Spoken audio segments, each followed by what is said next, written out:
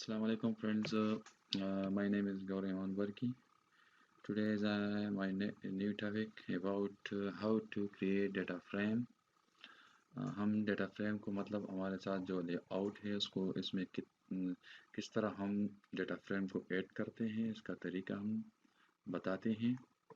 पहले आप तो मतलब हमारे साथ जो लेआउट है पहले तो ओपन होना चाहिए। इसके बाद आप यहाँ पे इंसर्ट में आप यहाँ पे इंसर्ट डेटा फ्रेम ऐड कर ले।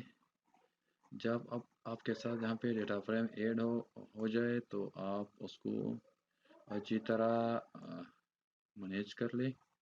इसके बाद इसी डेटा फ्रेम में आप कुछ मैप वगैरह हम ऐड करते हैं।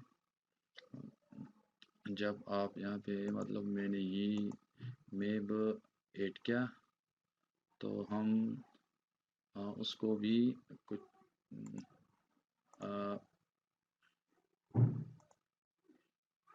सिंबोलॉजी को रिप्रेजेंट कर लेंगे। सही।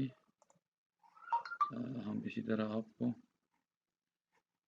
मतलब मैंने इसी तरह उसको रिप्रेजेंट किया। सही है।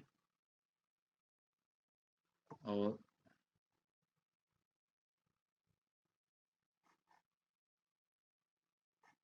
सही है।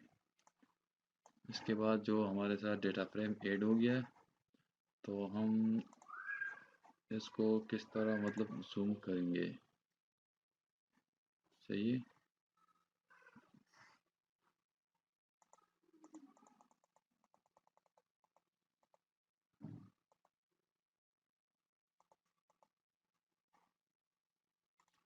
इसको हम लेवल फीचर भी देंगे।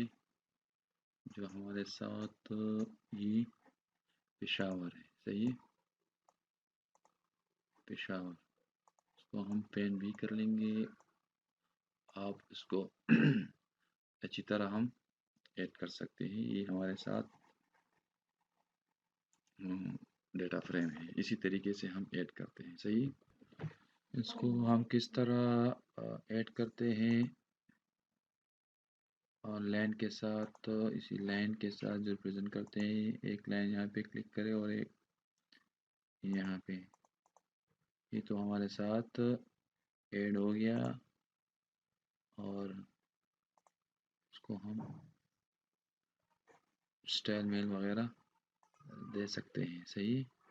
ये हमारे साथ डेटा फ्रेम है। सिर्फ ये तरीका हम बताना चाहता हूँ और ये तरीका इंशाल्लाह आपको मतलब सीखा होगा और उम्मीद है कि आपको कोई मसला नहीं आएगा।